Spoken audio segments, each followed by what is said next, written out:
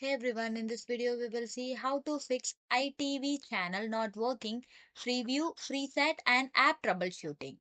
Fix 1. Force close and clear cache. Navigate to your device setting menu and select apps, application or application manager. Then choose ITVX from the list of installed apps. Select force stop or close. Select force stop or force close. Select the storage or storage cache. Click on the clear cache and then click on clear data or clear storage. Fix 2. Power cycle your hardware. Turn off your TV, streaming device or console. Unplug the device power cable from the outlet. Then you have to unplug your internet Wi-Fi router and modem from the wall outlet. Wait exactly 60 seconds and plug your router and modem back in and wait for all the lights to turn solid green.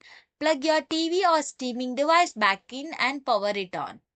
Fix 3. Check for update. Open the App Store, Google Play Store or Channel Store on your device. Search for ITVX app and click on update if new version is available. Go back to the main setting menu on your device. Select system or about. Click on the system update or software update to update the TV itself. Fix 4. Reinstall the app. Go to your app device manager page or the home page. Highlight the ITVX app icon. Select delete, uninstall or remove.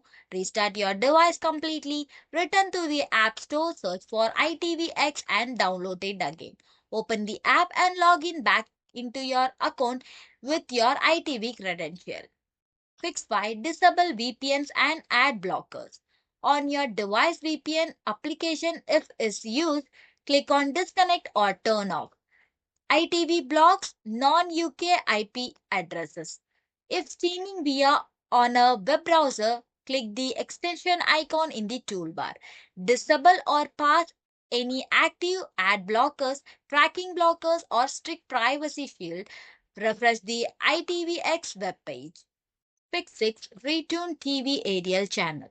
Press the home or menu button on the TV remote control and navigate to setting or setup. Select digital setup, tuning or channel.